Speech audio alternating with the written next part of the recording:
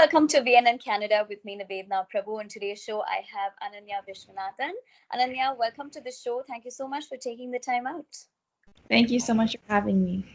Well, we are living in a time which is definitely uncertain because of COVID-19, but that has not stopped you from developing an app which actually helps society. So, first of all, congratulations.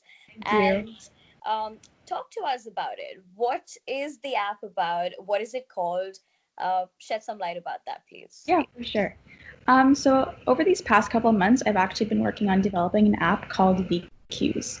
And it really is around the idea that everyone hates waiting in long lineups. I know I don't like waiting in long lineups, and I'm sure you can agree too. So VQs actually allows users to do this exact thing, and it solves the problem of waiting in long lineups.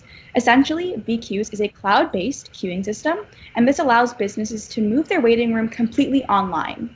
And instead of customers, sitting in the store or sitting in the clinic, whatever business they have, the customers can instead join the queue through their phone and wait in the comfort of their own car. And the customer will then receive a notification or an SMS, depending on their preference, and that will alert them to make their way towards the business after. Okay, so my next question, that's fantastic, but my next question would be, you're 17, right? Mm-hmm. How does a 17-year-old decide to develop an app? Are you passionate about developing apps? Is it something that you thought you could? I hear that you are going to be studying in Waterloo this fall, and you will be doing computer science as well as business administration. Actually, my dad has been involved with software development throughout his whole life, and growing up, I always kind of saw him at the computer, programming, and that kind of stirred an interest with me. When I started high school, I actually applied for a specialized program at William Lyon Mackenzie called the MAX program. And this program has kind of emphasis on math and computer science. And I was able to take a lot of computer science classes early in high school, and that kind of really started my interest, and I really found a love for programming. And that's kind of how the whole idea and how it kind of jogged my interest in really pursuing computer science as a career and creating this app. So it clearly runs in the genes and in the family. So my next question would be, of course, businesses are probably the most impacted. And if you would see the hospitality industry in terms of restaurants were the most hit at this during this pandemic. So how, without focusing on one particular area of business, how do businesses in general benefit from the app? Mm-hmm. So a lot of businesses haven't really been able to operate due to the social distancing restrictions. Now, this app really enables the business to create an almost contactless experience. So this really limits any interaction and any risk of transmitting COVID-19 in their business while still continuing to service their customers. So a couple of weeks ago, just an example, I actually went to a TD Bank, and you'll notice there's very long lineups outside TD Bank, and you have to wear a mask when you go in. So this kind of allows people to sit in their cars and just wait for their turn instead of standing outside in the hot sun for, 30, 40, 50 minutes. So it really just allows a safer experience and a more comfortable experience. Are there particular businesses which will not be able to access the app, or does it work for any? How does a business get onto the platform? Any business can sign up. This app is available for download on the App Store, both Google App Store and Apple App Store. So it's accessible to any business, and we've created basically a very, very user-friendly experience for any business to use it, and any customers, it's very easy for them to use it as well. And how did you come up with the idea to build this? So I remember when the pandemic first kind of kicked off in Ontario, I saw a lot of news articles about long lineups in Costco in particular, and I saw when people were kind of panicking about the situation, it kind of got a lot of anxiety in the area, and people were stocking up on food, and they went to Costco, and there was long lineups. I even called my friends, and they were standing outside Costco for like an hour or 2 hours just to get inside. And I kind of we were over dinner discussing this one day, and I kind of thought to myself, in a world where technology is used so prevalently and we've used it to make so many advances, how come we're still standing outside? There has to be a way to implement technology and make it easier and comfortable for people. In terms of after you got the app running, have you had feedback from, let's say, business owners or even family that's used it? And what do they think about it?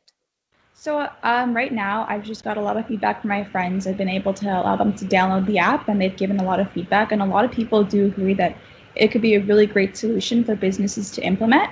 And I'm really looking forward in the next couple of weeks to getting some businesses to really start testing the app and using it in their own business as well. What really goes into developing of an app? It's quite interesting for the ones who, okay, let's even talk about me. I would just probably use the app. I would never think about what went behind making of the app. So what are the steps like? If you could talk to us about Sure. that. So I did have a little bit of obviously experience in programming. I learned in high school, but really creating an app was kind of a new experience for me. So one of the first things I'd recommend to anyone, honestly, just online tutorials. There's so many resources out there for free, and that really helped me to kind of get an understanding of the idea of how an app works and how we connect it to a database and get that whole function working. So one of the first steps I did was definitely just reaching out to these tutorials, kind of looking into the process. And from there was kind of just a honestly trial and error process. I kind of just sat on the computer, followed a couple tutorials for very basic apps, just a simple kind of xylophone game, some small games at the beginning of quarantine. And then I kind of started the process of creating the screen flow of how I wanted the app to actually work from screen to screen. And then creating all the different algorithms to, for example, calculate the number of people ahead of you, the number of people behind you, and just kind of creating a smooth process overall. So that was kind of how I created this app. And how long did it take you to develop the app? Yeah, so I started as soon as actually the TDSB announced, I'm in the TDSB, they announced the whole 2-week we had a 2-week extended break just to keep everyone safe. That was when I started. I started around March and I've been working on it ever since. You started in March and now we're in July. Wow, is that generally the duration? I mean, of course, it depends on the app I think a person's working on. But what is the estimate time to develop an app? Is that the average time taken? I think it really depends on the app that someone's working on. It can be shorter than that, longer than that. I was lucky to have a lot of help from my family and friends. I have, of course, my dad is in computer science, and I have a couple of my friends and peers who are also studying computer science, so I was able to kind of get their feedback and advice, but it really depends, I think, on the app itself. On the app itself. Okay, so you will be starting college in fall, but then your course will be online as well? Yeah, they're all online, yeah. So what is that looking like for you now? You're getting into college. What are your plans like? Of course, the experience of going physically to college is something you'll probably be missing out on. Mm-hmm. But the reason I'm asking you this is because I'm sure a lot of young people want to pursue the entire concept of not just developing apps, but also the entire aspect of getting into computer science for young people and technology related industries has seen such a boom in the past couple of years. So with the experience that you have right now of developing an app, what would you like to do in the next 3 years or 4 years in college? What are you looking at? So I'm really happy to study computer science overall. I've been doing it for the past couple of years, taking programming classes, and I just love how it's kind of like a big puzzle, solving problems. And I'm really excited about that. One thing I really am happy about is the number of girls I'm seeing kind of joining the industry. I know, 5 or 6 years ago, it was kind of not a big common thing where it was kind of girls aren't in STEM, but in my Max program, which I participated in high school, I think almost 50% of us are going into computer science. So it's just great to see the number of girls really getting involved in the field, and that's something I'm very excited about. I know it's a kind of bummer to have my courses online, especially first semester, missing out the college experience. Yeah. But with the resources a lot of the universities are providing us, it's actually really easy to connect with people and make new friends. I actually have this weekend, I have kind of a networking session with some of the new students. So it's just a great way to meet people. Of course, it's a bummer, but I'm regardless very excited about what's to come in the next 3 or 4 years. That's a very interesting statement that you make about girls getting into STEM. So what would your message be for them? There could be apprehensions whether, they're able to go, able to complete the full program. There could be probably a couple of stereotypes related, to STEM. How do you think you have broken that, and what is the kind of message you would like to give? Yeah, for sure. I really think that it's really important to look past all stereotypes, and especially people who kind of enforce those stereotypes. I think it also is on them to kind of understand that there's no gender that belongs to a specific industry. Anyone is welcome in any industry to participate in. So I think that's one of the biggest things. We as a society have to kind of look past those, and it's more about someone's skill, their drive, and their passion about an industry rather than, what they look like, what skin tone they are, what gender they are. I think for girls looking to get into computer science, one of the best ways is honestly even reaching out to people you know. Maybe perhaps you know someone, your family, your cousins, even students in your school, reaching out to those people. And also a lot of the schools have different programs to get involved in. I know some schools have kind of women in computer science or women in STEM programs. And I think getting involved in those can be a really great way to break in and learn more about STEM and why it's great for you. Right. So that and before I let you go, are you planning to develop any other apps? So this is it for now. No, this is for sure not where I'm stopping, as I'm just getting started. So one of the things with VQs is I actually was able to develop something like a questionnaire builder for the app. And this kind of allows businesses, I'm sure if you've been to a clinic, you have to go in, you fill out some paperwork, and then you wait 20, 30 minutes, you fill out more paperwork. So this kind of allows the business to actually fill out this form online, completely on their phone.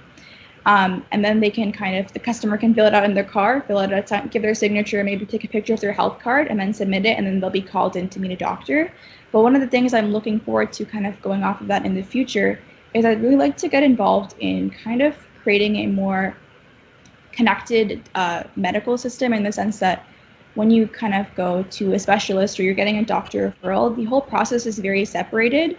So there's a way to create a system where doctors and specialists can kind of connect and you can get a referral much easier and quicker time. I'm looking to kind of integrate that whole system in the future, and that's something I really want to get working on in the future. Well, we wish you the very best with that, and I hope that will be soon so that we can chat about your new app that you've developed. But once again, Ananya, before I let you go, is there anything you would like to tell businesses or people about VQs before we sign off from the show today? Yeah, of course. So VQs is available for download on both Google Play Store and the Apple App Store. You can also visit the website at www.vqs.com. And this is a really great solution if you're looking to kind of help implement social distancing practices in your business, and also just make it a more comfortable and upgraded customer experience for your customers themselves. And one last thing I'd like to add is that this platform is very secure and it's built on very secure principles, and all the data is stored in Canada, so there's no worries in regards to that. And you can just eliminate all of the crowded areas in the business with just a few clicks, so it's a very good platform for businesses looking to do so. Well, I'm sure they can't wait to get on the app. Thank you so much for joining us, and hoping to chat with you soon again. Thank you. Thank you.